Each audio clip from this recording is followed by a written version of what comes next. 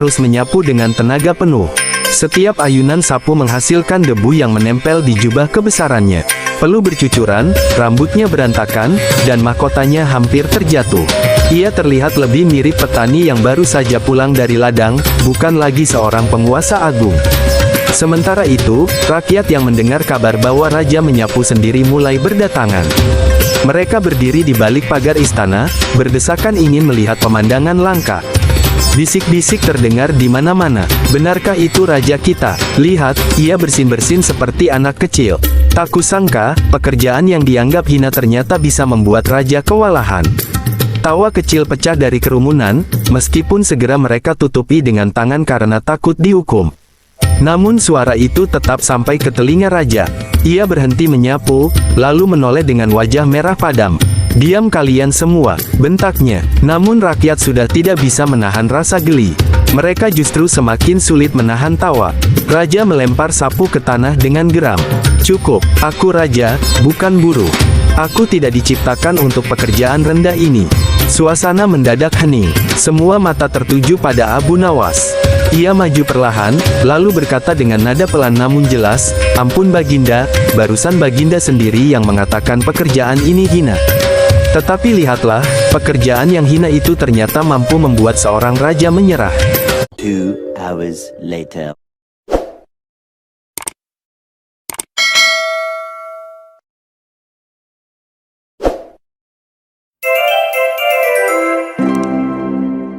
Hari itu matahari Baghdad bersinar terik, membuat halaman istana tampak berkilauan. Raja Harun ar-Rasyid duduk di singgasananya yang megah, bersandar santai dengan kipas emas di tangannya. Beberapa menteri berdiri berjajar di sisi kanan dan kiri, sementara pelayan sibuk mondar-mandir membersihkan ruangan. Dari balik jendela besar, terlihat halaman istana. Para pekerja tampak sibuk menyapu dedaunan yang berguguran, mengangkat kotoran kuda, dan merapikan taman. Raja memandang mereka dengan alis terangkat, kemudian menggeleng kecil.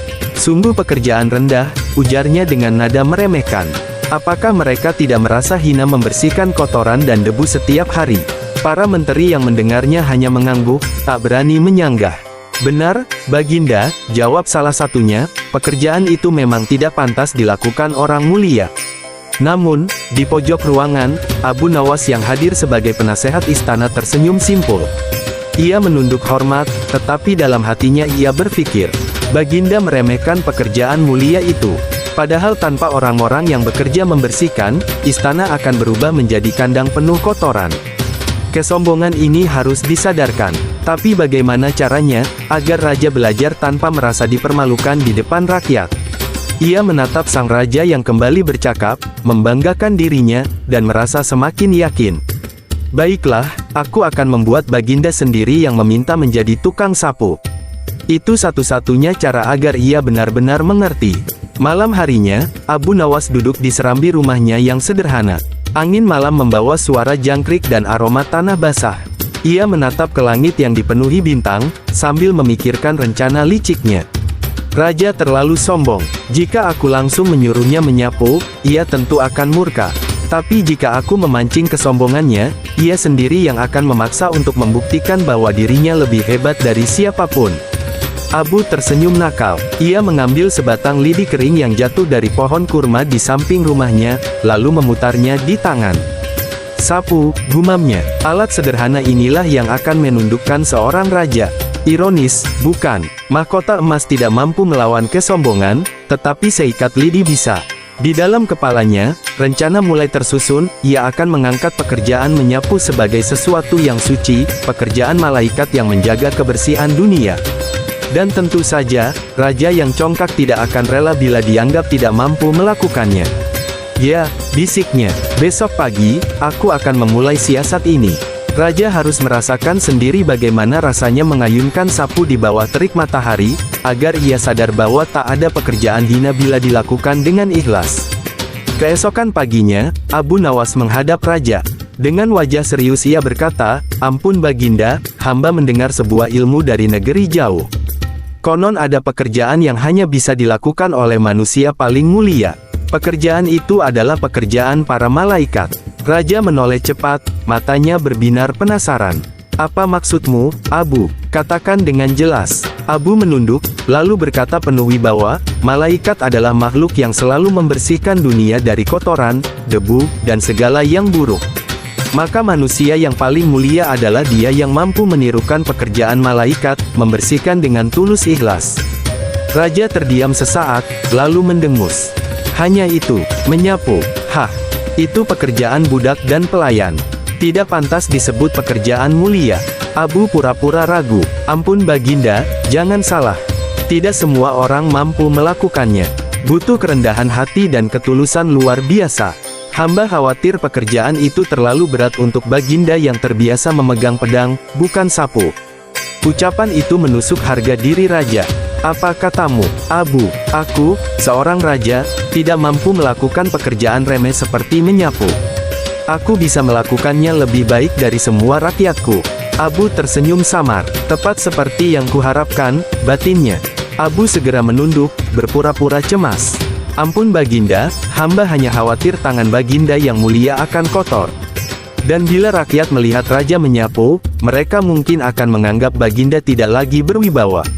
Raja menegakkan punggungnya dengan sombong. Biar saja, aku akan buktikan bahwa aku mampu melakukan apapun, bahkan pekerjaan hina itu sekalipun. Tidak ada yang lebih hebat dariku. Para menteri terperangah. Beberapa saling pandang, tak percaya raja benar-benar menantang dirinya sendiri. Namun tak seorang pun berani membantah. Abu, seru raja lantang, bawakan aku sapu sekarang juga. Abu menunduk hormat, menahan tawa kecil di balik janggutnya. Jebakan sudah tertutup. Sekarang Baginda sendiri yang meminta menjadi tukang sapu. Tak lama, seorang pelayan datang membawa sapu lidi. Raja mengambilnya dengan tangan kokoh, lalu berdiri tegak di halaman istana.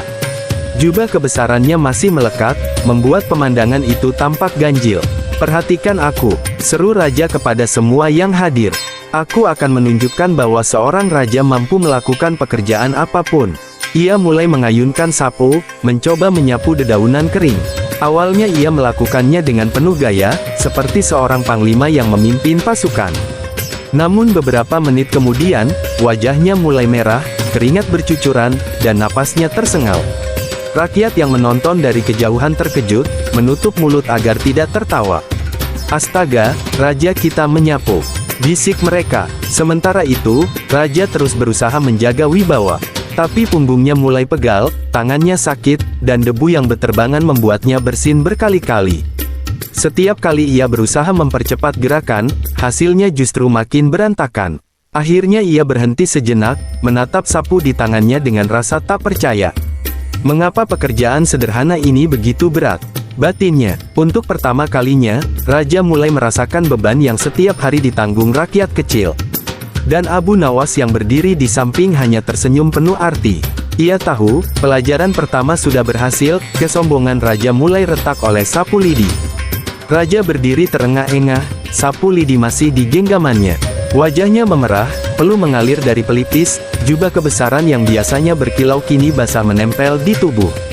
Ia mencoba mengatur napas, tetapi terlihat jelas betapa pekerjaan menyapu membuat tubuhnya kepayahan. Abu Nawas yang sejak tadi mengamati dengan wajah datar, perlahan membuka suara. Nada bicaranya tenang, seolah sedang menjelaskan sesuatu yang wajar. Ampun Baginda, hamba kira gerakan Baginda terlalu lambat.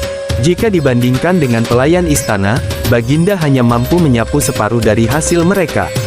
Padahal, pelayan itu bekerja tanpa henti sepanjang hari. Ucapan itu langsung menusuk telinga raja. Apa? Suaranya meninggi. Kau berani membandingkanku dengan pelayan rendahan? Abu menunduk, tetap tenang. Ampun Baginda, bukan maksud hamba merendahkan. Hamba hanya menyampaikan kenyataan. Pekerjaan ini memang tampak remeh, tetapi butuh keterampilan dan tenaga yang tidak sedikit. Para pelayan terbiasa melakukannya, sedangkan Baginda baru saja mencoba. Raja menggertakkan gigi. Harga dirinya sebagai penguasa besar Baghdad terasa diinjak-injak. Ia tidak bisa menerima kenyataan bahwa dirinya kalah dari rakyat jelata. Baiklah, Abu, aku akan membuktikan bahwa aku lebih tangguh daripada mereka. Aku akan menyapu lebih cepat. Dengan amarah membara, raja kembali mengayunkan sapu. Kali ini gerakannya kasar dan terburu-buru. Daun-daun memang bergeser, tetapi banyak pula yang justru terlempar ke udara, membuat debu beterbangan. Beberapa pelayan yang menonton menutup mulut menahan tawa, sementara Abu hanya menggeleng pelan. Dalam hati, ia berkata, kesombongan selalu membuat orang buta. Semakin ia berusaha membuktikan diri, semakin terlihat kelemahannya. Raja terus menyapu dengan tenaga penuh. Setiap ayunan sapu menghasilkan debu yang menempel di jubah kebesarannya. Peluh bercucuran, rambutnya berantakan, dan mahkotanya hampir terjatuh. Ia terlihat lebih mirip petani yang baru saja pulang dari ladang, bukan lagi seorang penguasa agung. Sementara itu, rakyat yang mendengar kabar bahwa raja menyapu sendiri mulai berdatangan. Mereka berdiri di balik pagar istana, berdesakan ingin melihat pemandangan langka. Bisik-bisik terdengar di mana-mana. Benarkah itu raja kita? Lihat, ia bersin-bersin seperti anak kecil. Tak kusangka, pekerjaan yang dianggap hina ternyata bisa membuat raja kewalahan. Tawa kecil pecah dari kerumunan, meskipun segera mereka tutupi dengan tangan karena takut dihukum. Namun suara itu tetap sampai ke telinga raja. Ia berhenti menyapu, lalu menoleh dengan wajah merah padam. "Diam kalian semua," bentaknya. Namun rakyat sudah tidak bisa menahan rasa geli. Mereka justru semakin sulit menahan tawa. Raja melempar sapu ke tanah dengan geram. "Cukup, aku raja, bukan buruh. Aku tidak diciptakan untuk pekerjaan rendah ini." Suasana mendadak hening. Semua mata tertuju pada Abu Nawas. Ia maju perlahan, lalu berkata dengan nada pelan namun jelas, "Ampun Baginda, barusan Baginda sendiri yang mengatakan pekerjaan ini hina. Tetapi lihatlah, pekerjaan yang hina itu ternyata mampu membuat seorang raja menyerah." Kata-kata itu seperti pedang tajam yang menusuk ke dalam dada raja. Ia terdiam, tak mampu membalas. Untuk pertama kalinya, harga dirinya runtuh di hadapan rakyat, bukan karena pertempuran atau perang, tetapi karena sebatang sapu lidi. Setelah melempar sapu, raja berjalan masuk ke dalam istana dengan wajah muram. Abu Nawas mengikutinya dari belakang, diam tanpa berkata apa-apa. Para menteri pun ikut membisu, takut memancing kemarahan raja. Sesampainya di ruang singgasana, raja duduk terkulai. Nafasnya masih tersengal, wajahnya pucat. Di benaknya berputar bayangan para pelayan yang dengan tenang menyapu halaman setiap hari, tanpa pernah mengeluh. Jika aku saja tidak sanggup melakukannya setengah jam, bagaimana mereka mampu bertahan berjam-jam setiap hari? Pikirnya, ia teringat pada perkataan Abu, yang mampu menyapu dengan tulus adalah manusia yang paling dekat dengan malaikat. Kata-kata itu kini terdengar masuk akal. Ia mulai sadar bahwa pekerjaan yang dianggap rendah ternyata membutuhkan kekuatan dan kerendahan hati yang tidak ia miliki. Abu lalu maju dan duduk di hadapan raja. "Baginda," katanya lembut, "jangan merasa malu. Kesombongan itu wajar, tapi pengalaman adalah guru terbaik. Baginda baru saja belajar bahwa tidak ada pekerjaan hina, kecuali hati yang meremehkannya." Raja menghela napas panjang, matanya menatap kosong ke arah lantai. "Abu, aku mulai mengerti maksudmu. Tapi mengapa aku harus belajar dengan cara seperti ini?" Abu tersenyum simpul, "Karena Baginda hanya mau percaya pada pengalaman, bukan pada kata-kata." Keesokan harinya, raja kembali duduk di singgasana. Wajahnya lebih tenang, meski masih terlihat sedikit malu ketika bertemu tatapan para menteri. Abu berdiri di hadapannya, menunggu izin untuk bicara. "Aku sudah memikirkan apa yang kau katakan, Abu," ujar raja akhirnya. "Aku salah besar meremehkan pekerjaan menyapu. Namun aku ingin mendengar lagi penjelasanmu, agar hatiku benar-benar yakin." Abu menunduk hormat, lalu berkata, "Ampun Baginda, izinkan hamba bertanya. Apa gunanya singgasana emas bila istana penuh kotoran? Apa gunanya mahkota permata bila rakyat menghirup udara berdebu? Kebersihan adalah fondasi, Baginda. Ia lebih berharga dari 1000 pedang." Raja terdiam. Kata-kata itu menghunjam lebih dalam dari sapu lidi yang kemarin ia genggam. "Lihatlah para penyapu jalan, Baginda," lanjut Abu. "Mereka tidak mengenakan jubah kebesaran, tidak memiliki mahkota, tapi setiap hari mereka menjaga negeri tetap layak dihuni. Tanpa mereka, kerajaan ini hanyalah tempat sampah raksasa." Raja menunduk, suaranya melemah. "Abu, aku malu pada diriku sendiri. Aku membanggakan mahkota, tapi aku kalah dari seorang penyapu." Abu tersenyum bijak. "Baginda tidak kalah. Justru Baginda baru saja menang, karena berani mengakui kelemahan. Tidak semua raja mampu melakukan itu." Hari berikutnya, raja memutuskan untuk mengumpulkan rakyat di halaman istana. Ratusan orang datang, penasaran dengan apa yang akan disampaikan. Para penyapu jalan juga hadir, berdiri di barisan paling belakang, canggung karena tidak terbiasa berada di tengah keramaian. Raja naik ke podium, lalu menatap seluruh rakyatnya dengan wajah serius. "Wahai rakyat Baghdad," katanya lantang, "aku ingin membuat pengakuan di hadapan kalian semua." Suasana mendadak hening. Semua telinga menajam, menunggu kata-kata berikutnya. "Aku telah salah besar," lanjut Raja. "Aku pernah meremehkan pekerjaan kalian, terutama para penyapu jalan. Aku menyebut pekerjaan itu hina. Tapi kemarin, aku sendiri mencoba melakukannya, dan aku menyerah sebelum selesai. Sejak saat itu, aku sadar, pekerjaan menyapu bukan pekerjaan hina, melainkan pekerjaan mulia. Tanpa kalian, kerajaan ini tidak akan bisa berdiri megah." Terdengar bisik-bisik kagum dari kerumunan. Beberapa orang bahkan meneteskan air mata mendengar pengakuan jujur seorang raja. Raja menoleh ke arah barisan para penyapu. "Mulai hari ini, aku berjanji untuk menghormati kalian. Kalian adalah bagian penting dari kerajaan ini. Dan untuk membuktikan niatku, setiap awal bulan aku sendiri akan turun tangan menyapu halaman istana, agar aku tidak lupa betapa berharganya pekerjaan itu." Sorak-sorai rakyat pun menggema. Para penyapu menangis terharu, tidak percaya seorang raja mau mengakui jasa mereka. Dan di balik semua itu, Abu Nawas tersenyum puas. Rencananya berhasil. Ia tidak hanya membuat raja sadar, tetapi juga mengangkat martabat rakyat kecil di mata penguasa. Hari mulai beranjak siang, matahari menyorot tajam ke halaman istana. Raja yang masih mengenakan pakaian sederhana, lengkap dengan sapu lidi di tangannya, mulai terlihat letih. Keringat bercucuran, meskipun tubuhnya terbiasa duduk di singgasana, bukan bekerja menguras tenaga. Abu Nawas dengan penuh perhatian mendekat dan berkata, "Tuanku, begitulah kehidupan rakyat jelata. Mereka tidak memiliki pilihan selain bekerja keras, meski panas terik menembus kulit." Raja terdiam. Tangannya yang biasa memegang pedang emas kini memegang sapu, dan langkahnya yang biasanya diiringi pengawal kini hanya ditemani derit pintu istana yang ia bersihkan. Para pejabat yang menyaksikan dari jauh saling berbisik, tidak percaya melihat penguasa mereka melakukan pekerjaan hina menurut pandangan bangsawan.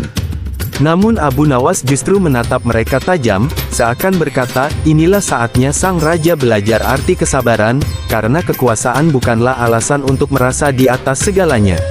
Di tengah kelelahan, raja berhenti sejenak. Abu Nawas lalu membawa sebuah cermin besar ke hadapan raja. "Lihatlah, tuanku, ini wajah Baginda setelah menyapu." Raja terkejut melihat wajahnya, sendiri penuh keringat, pakaiannya berdebu, dan rambutnya acak-acakan. "Apakah aku masih tampak berwibawa sebagai raja?" tanyanya pelan. Abu Nawas tersenyum, wibawa sejati tidak datang dari pakaian emas, tahta, atau mahkota.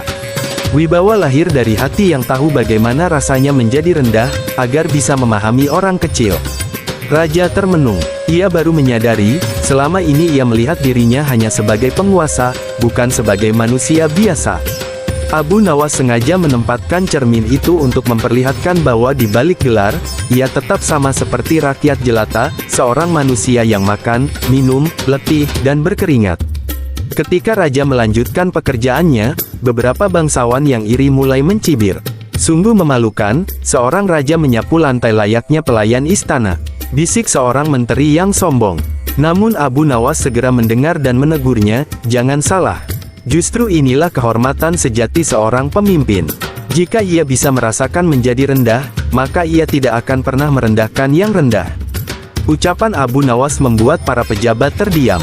Mereka mulai sadar, bahwa selama ini mereka hanya mengandalkan jabatan tanpa pernah menundukkan hati. Sementara raja, meski awalnya enggan, kini sedang menjalani ujian yang bisa mengubah dirinya. Rakyat yang mendengar kabar ini justru semakin kagum. Mereka berkata di pasar, "Raja kita ternyata mau menyapu istananya sendiri. Itu artinya ia bukan penguasa yang hanya memerintah, tapi juga bisa merasakan kerja rakyat."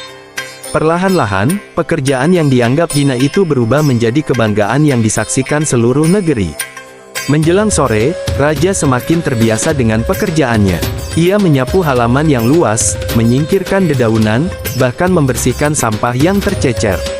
Abu Nawas mendekatinya sambil berkata, "Tuanku, apa yang Baginda rasakan?" Raja menghela napas panjang, lalu menjawab, "Aku merasakan betapa beratnya hidup rakyatku. Jika aku hanya memerintah tanpa mengerti penderitaan mereka, maka aku bukan raja yang adil, melainkan penguasa yang zalim." Suara raja bergetar, matanya berkaca-kaca. Untuk pertama kalinya, ia benar-benar merasakan derita rakyat, bukan sekadar mendengarnya lewat laporan pejabat.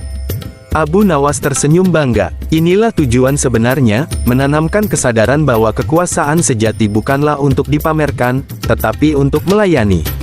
Raja mulai memahami bahwa pekerjaan sekecil apapun memiliki kehormatan, karena tanpa sapu yang sederhana, istana pun takkan pernah tampak megah. Hari pun berganti malam. Raja akhirnya duduk kelelahan, namun wajahnya kali ini tampak berbeda, lebih tenang, lebih bijak, dan lebih rendah hati. Abu Nawas menunduk hormat lalu berkata, "Tuanku, kini Baginda telah merasakan satu pelajaran berharga, menjadi pemimpin berarti siap menjadi yang paling rendah, agar bisa mengangkat rakyat ke tempat yang tinggi." Raja mengangguk, hatinya luluh. Ia mengakui kebijaksanaan Abu Nawas yang berhasil membuatnya memahami arti kepemimpinan. Keesokan harinya, Raja memanggil seluruh pejabat dan rakyat untuk berkumpul di alun-alun. Dengan suara lantang, ia berkata, "Mulai hari ini, aku tidak akan lagi memandang rendah pekerjaan apapun. Setiap jerih payah rakyatku akan kuperhatikan, karena aku telah merasakan sendiri bagaimana rasanya bekerja keras." Sorak-sorai rakyat menggema, mereka bersyukur memiliki raja yang kini lebih bijaksana. Semua itu berkat siasat Abu Nawas, yang dengan kelicikan penuh hikmah mampu menundukkan kesombongan seorang penguasa, hanya dengan sebuah sapu lidi.